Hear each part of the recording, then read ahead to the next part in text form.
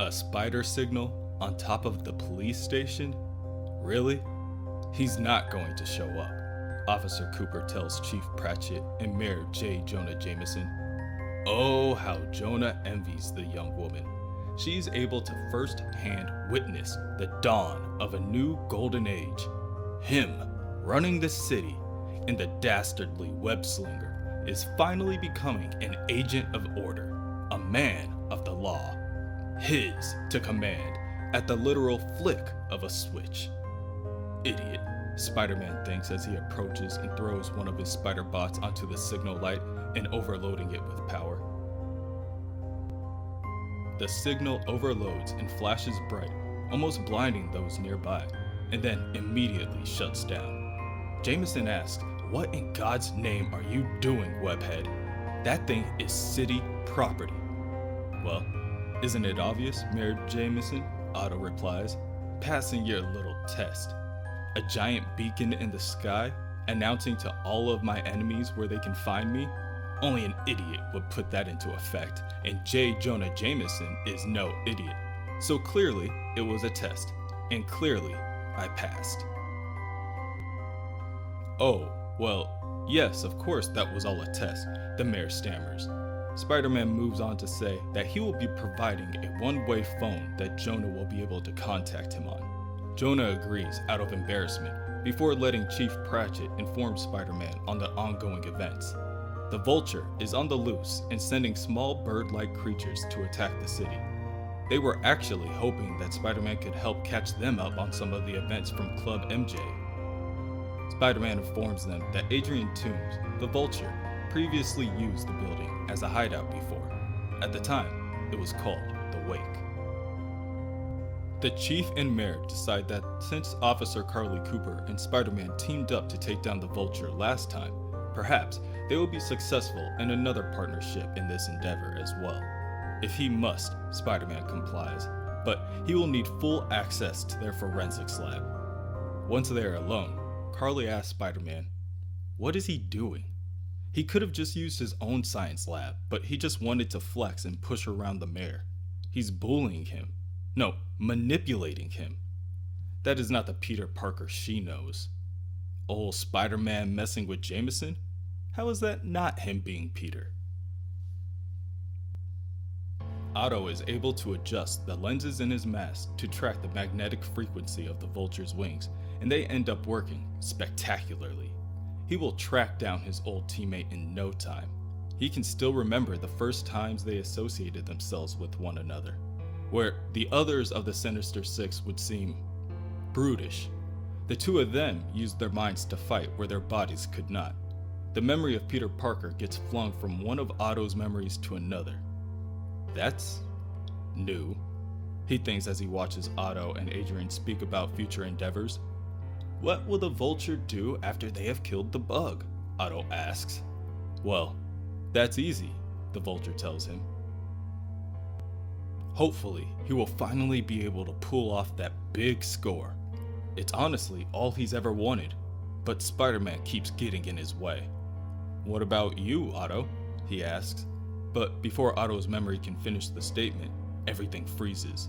The memory of Peter walks around the confines of Otto's memory and decides that he will poke around for a little bit. The Otto up top must be distracted. And he is. Swinging by, Spider-Man finds numerous magnetic trails all converging at a small, broken-down dwelling in the midst of the city. A number of bird-like creatures also return to the building, hands full of their prizes from the night. They brought money, jewelry, and everything else that was on the Vulture's list. Does this mean they get to keep their flying privileges now? Of course, Adrian says with a sneer. Better than that. Here, you also get game tokens! Adrian tosses the small coins into the air, and the small bird creatures cheer with glee. Their boss is the best boss in the world, they chant and giggle. Good, Adrian agrees. Now who wants pizza? Suddenly, Spider-Man appears from the hole broken into the roof and lands only yards away from the Vulture and his throne. Otto tells him that he isn't there to fight. He has a proposition for him.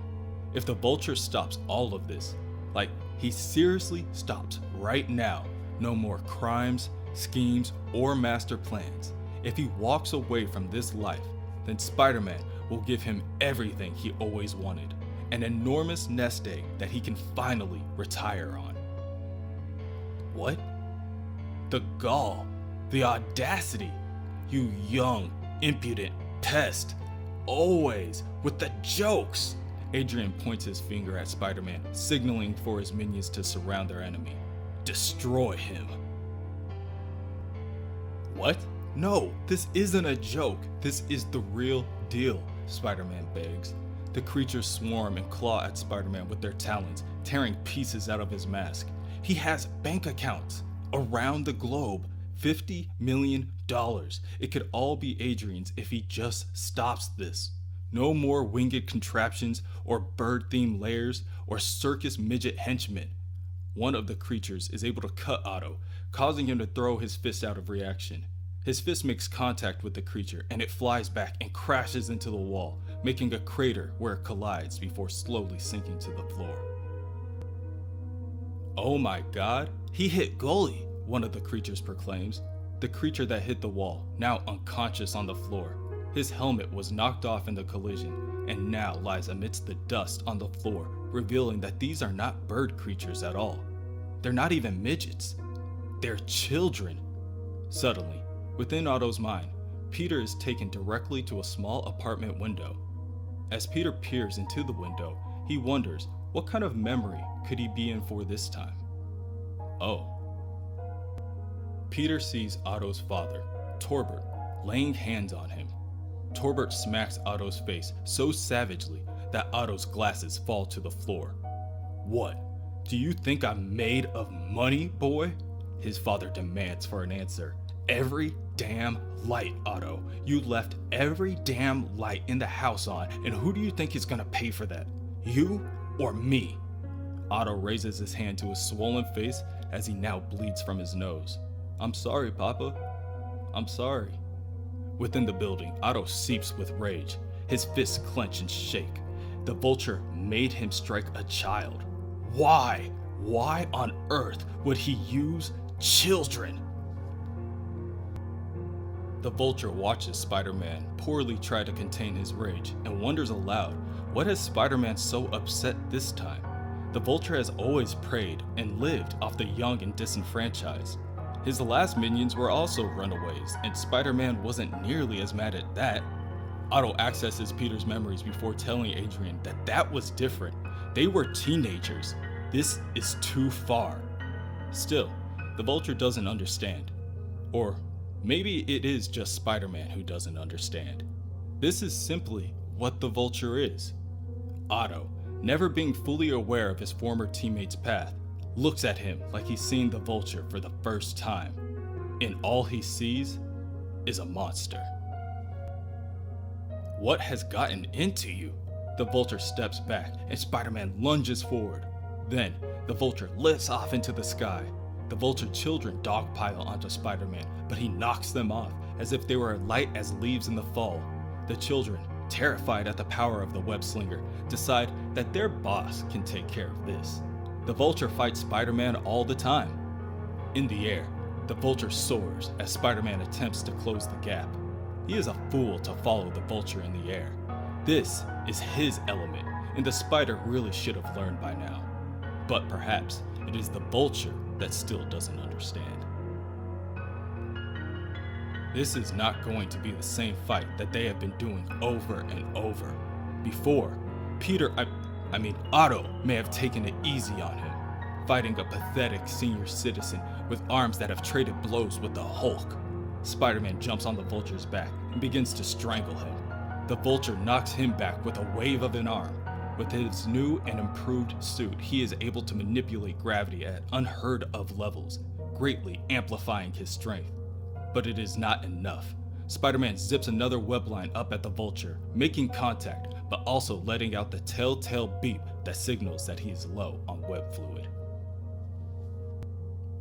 The Vulture is quite familiar with the sound. What say they go higher, then? The Vulture lifts Spider-Man high into the air before looping around in order to get the drop on the bug. This time, the Vulture will test his strength. He asks Spider-Man which he would prefer, the drop or 80 times the force of gravity snapping his neck.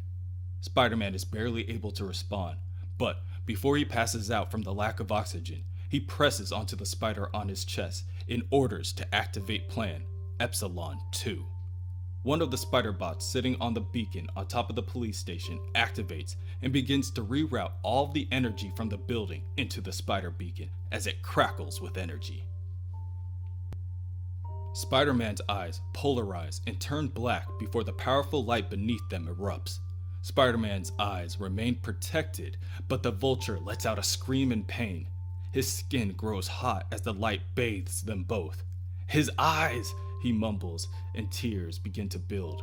He can't, somebody help him, he calls out in pain, but Spider-Man holds him upright so that he has no choice but to look into his fate.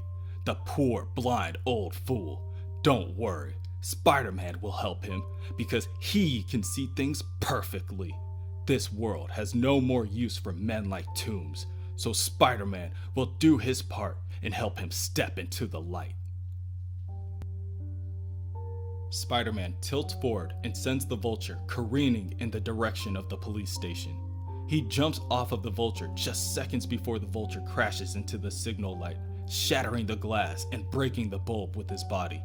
The Vulture lay within the light, burning from the intense heat and barely able to move to relieve any of his pain.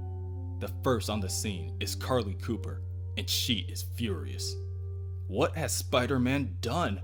The Spider-Man she knows would never do something like this. Never. Well, say something, she demands.